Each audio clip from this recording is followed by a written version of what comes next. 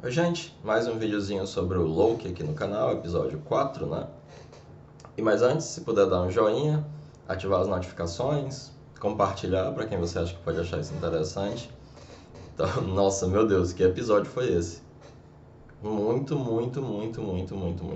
Muito bom mesmo, assim, muito bom. Fazia muito tempo. Essa coisa de lidar com realidades paralelas e linhas temporais dá uma liberdade criativa enorme, né? Então, eles podem se dar ao luxo de fazer coisas que talvez não fariam num filme ou em algo em que as decisões tivessem que ser mais definitivas, né? Então tem vários elementos interessantes, né? Ah, obviamente a partir de agora vão ter spoilers, né? Então quem não assistiu, assista várias vezes porque vale muito a pena. E eu nem imaginava que ia ter uma cena pós-crédito, eu só fiquei chocado, parado, olhando as imagenzinhas passarem, né? De novo, a música, né? Ela funciona como uma metalinguagem. Então, era uma música que falava algo como assim que acabou, deixe o seu amor fluir, não tenha medo, não sei o que e tal. E eu só fiquei muito chocado, né? Por quê? Porque ao final dá a impressão, e como o roteiro é muito bem amarrado, você tem uma suspensão de descrença muito forte, né? Na psicanálise, tem um texto do Lacan sobre um conto do Edgar Allan Poe chamado O Gato, né? Porque é um conto de terror em que esse gato ele não morre. Não morre. Emparedam o diabo do gato e ele não morre. Por quê? Porque ele chega à conclusão de que em uma narrativa, em uma história, em um romance, o personagem principal ele é indestrutível. Ele nunca vai morrer, né? Ele representa ali o eu, né? O ego, como as pessoas gostam de dizer, né? Pela tradução ruim que fizeram do Freud a partir do inglês, né? O eu. Então, como ele representa esse eu da pessoa que está escrevendo, ele é indestrutível, porque as pessoas não querem morrer, né? E quando ele morre, eu fiquei muito chocado. Muito chocado. Seria uma jogada narrativa impressionante mudar para Sylvie. Mas também seria um negócio muito arriscado ao mesmo tempo, né? Porque por mais que haja vários Loki, era aquele que a gente estava acompanhando, aquele que era o herói, né? E foi muito incrível, especialmente para quem lê os quadrinhos. Ó, esse seriado, ele bebe muito, né? Como eu já falei, das histórias do Thor, que é onde pela primeira vez apareceram o TVA, a Temporal Variance Authority, e do Quarteto. Daí que vem o Mobius, etc. Né? E ficou muito mais interessante do que nos quadrinhos. Muito. No quadrinho é muito bobinho, eles resolvem muito rápido, é bem bobo mesmo.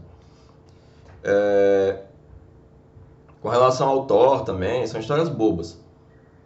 E em dois quadrinhos do Loki, né? O Marvel's Agents of Asgard e o Into the Mystery, né? Que aparece o Kid Loki, o Loki mais velho, né? E vê aquele ator, né? Que realmente parece com a encarnação do Loki dos quadrinhos original, aquele desenho esquisitão, né? Do Jack Kirby. Vestido exatamente como o Loki se vestia nos quadrinhos, foi muito incrível. E um Loki jacaré, né? O Kid Loki, nossa, foi muito incrível, né? Obviamente ele não morreu. Resta explicar por que ele não foi tirado da existência, né? O que talvez haja uma chance do personagem do Owen Wilson estar de volta, né? É o momento em que aparece a Sif batendo nele. É bem interessante, porque isso é uma passagem da mitologia. Loki, ele arranca os cabelos da Sif, esposa do Thor, ela fica careca. E aí ele tem que dar um jeito nisso. E aí ele faz uma aposta com dois irmãos anões ferreiros para produzir cabelos mágicos realmente feitos de ouro para Sif uma lança que nunca erra pro Odin, um navio, eu não me recordo agora exatamente quem que ia ficar com esse navio, mas era um navio portátil, dobrável, e o martelo do Thor, né?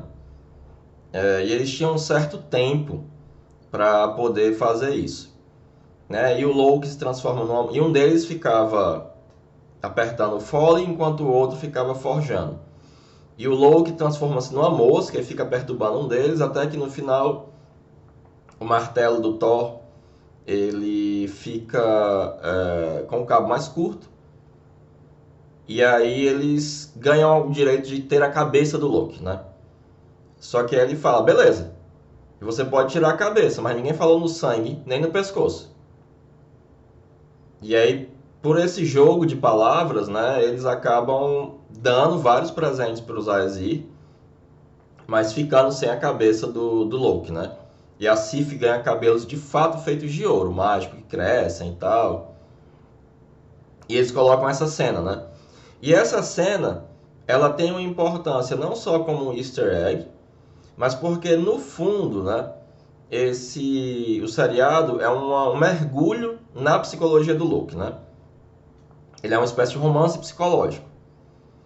E aí, ali confrontado de maneira infinita, né, com a raiva da Sif, ele diz, olha, eu sou um narcisista, I crave for attention, né, eu desejo atenção, e eu tenho muito medo de ficar sozinho. Porque ela chega dizendo, você vai ficar sozinho para sempre, não sei o que e tal e tal. E aí coloca esse elemento, né, da solidão do Loki. E nessa hora há uma modificação da atitude da Sif, o que é muito, muito interessante. Né, porque eu sempre uso para explicar para os meus alunos acerca da regressão da libido, o episódio 5 da primeira temporada da Harley Quinn, que ela entra na cabeça dela e vai para o passado, né? Por quê? De uma perspectiva puramente causal, as coisas que você fez, elas não podem ser modificadas, elas são indestrutíveis. Então, se no passado você fez uma coisa ruim, sempre você vai lembrar disso como uma coisa ruim. A grande questão em determinado momento, a sua libido está progredindo, ela está indo em direção ao futuro e se adaptando às coisas materiais objetivas. Mas aí há uma estagnação. A libido estagna. A sua adaptação não dá mais conta, que é exatamente o que acontece com o Loki. Ele é colocado numa situação completamente fora de tudo que ele estava preparado. Ele não tem mais poderes mágicos, ele não está mais em Asgard, as coisas que ele julgavam serem superpoderosas não são mais superpoderosas, que são as gemas. E ele é um agente do caos e ele está tendo que lutar contra uma burocracia kafkiana. Então, tudo que ele estava adaptado, toda a atitude dele entra em colapso. E aí isso leva a uma regressão. Quando essa libido, quando o interesse regride em direção ao inconsciente, ele o faz em direção ao passado. E ele reativa regressivamente imagens do passado. E elas surgem na fantasia. E aí a grande questão que me coloca é que o passado é impossível de mudar, se você enxerga ele de maneira puramente causal. Mas quando você é capaz de observá-lo enquanto símbolo, na perspectiva de algo que está orientado para o futuro, na perspectiva de algo que, a partir daquilo ali, de elementos que você deixou para trás, você é capaz de constituir um novo futuro, uma nova adaptação, é como se você fosse capaz de mudar o passado. E é isso que ele faz. Aquilo tem uma característica simbólica. Porque ao invés de tentar enganar a Sif, ele diz a verdade. Olha, eu sou um narcisista. Eu preciso de atenção, porque eu tenho muito medo de ficar sozinho. E aí a atitude da Sif muda. Ao invés de bater nele, ela já se levantar e diz, você já está sozinho e vai continuar sozinho para sempre. Porque aí a gente está o tempo inteiro tentando entender o que é que... What makes a Loki a Loki? O que faz um Loki ser um Loki? É o fato de que ele sempre perde? É o fato de que ele sempre sobrevive?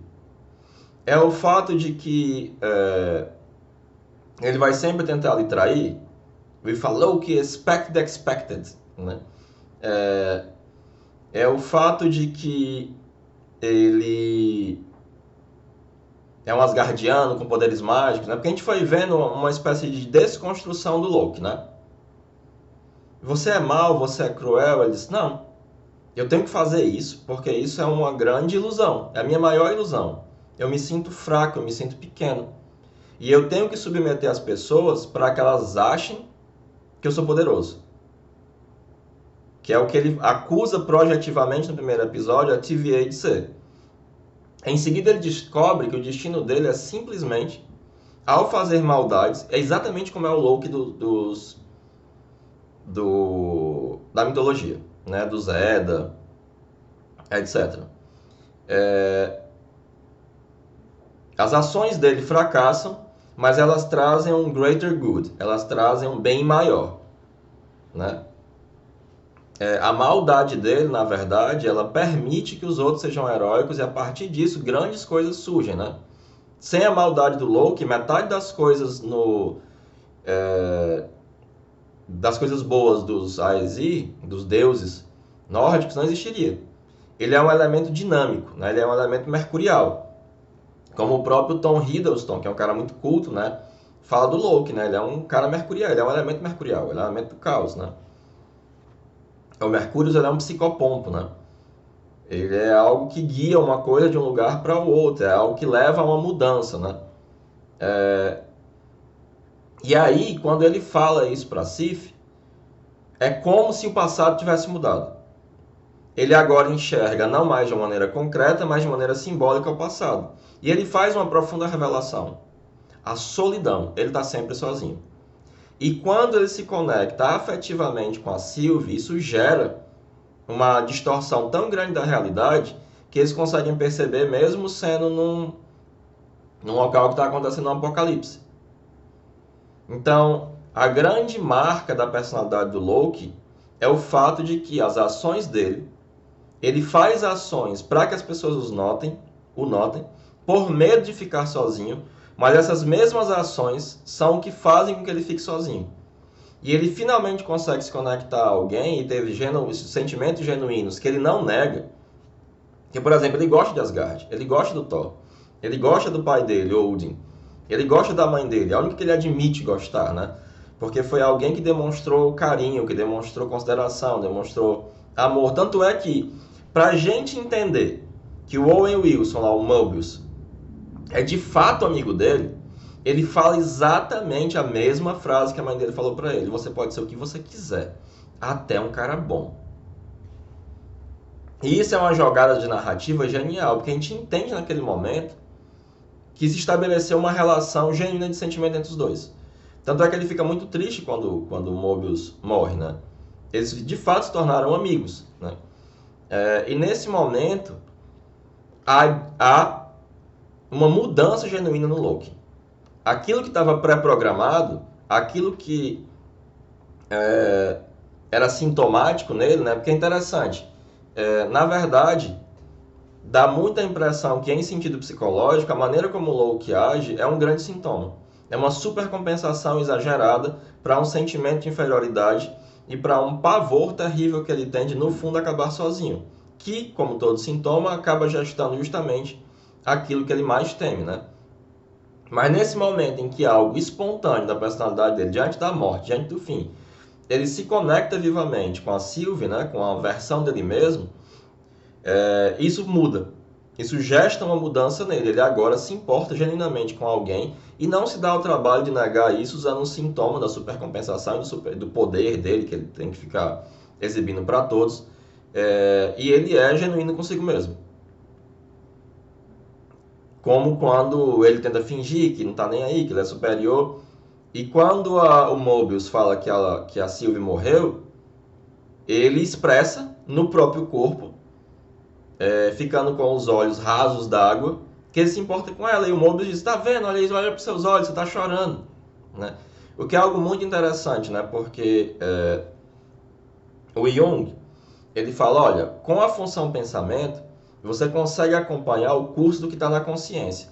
Mas as funções irracionais, a intuição e a sensação, elas dizem o que está acontecendo no inconsciente. Porque você não consegue controlar uma reação do sistema nervoso simpático de emoção que faz você ficar com os olhos rasos d'água, porque você de fato tem uma emoção genuína com relação àquela pessoa. Então aquilo que você está tentando esconder transparece no seu corpo. E se você estiver prestando atenção nisso, você vai notar justamente aquilo que está se passando nos bastidores da consciência, o que você está negando.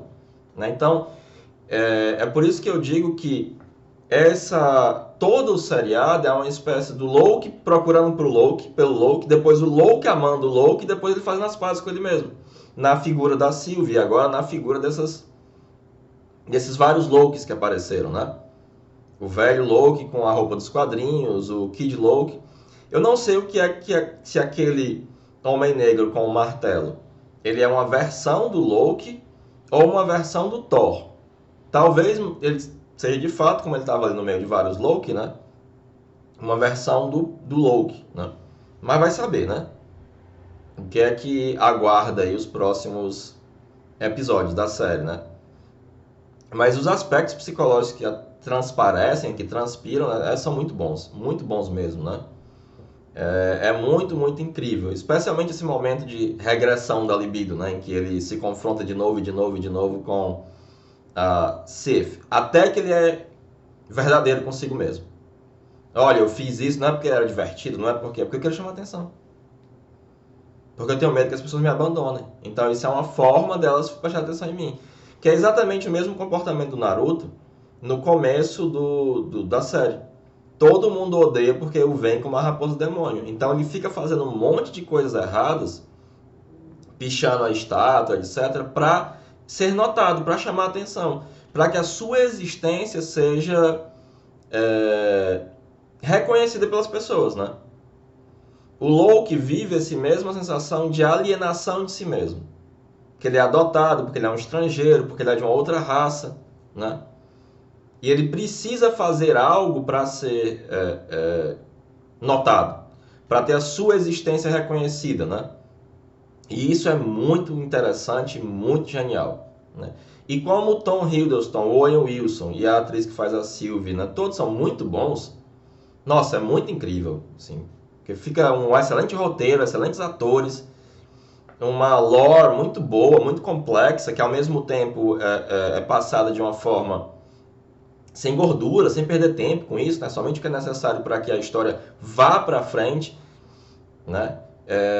Nossa, é muito sensacional mesmo. E é muito interessante quando a Sylvie pergunta para Ravonna, né? Tá, vocês acabaram com a minha vida quando eu era criança. Deve ser alguma coisa muito importante. O que foi que eu fiz? Ela dá um risinho e diz assim, eu nem lembro.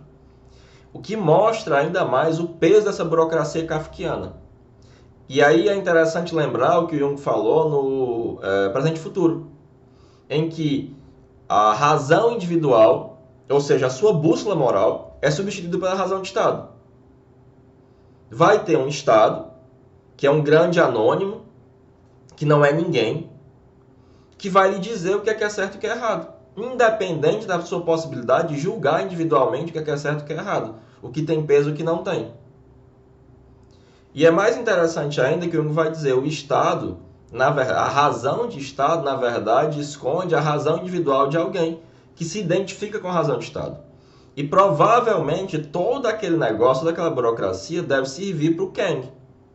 Então provavelmente ele tenta controlar, o Kang é um vilão, que é um cientista do futuro, que volta ao passado para tentar ser um faraó, e depois vira um viajante no tempo. Ele é Kang the Conqueror, Kang o Conquistador. Provavelmente ele tenta controlar a linha do tempo para que no futuro ele seja um conquistador.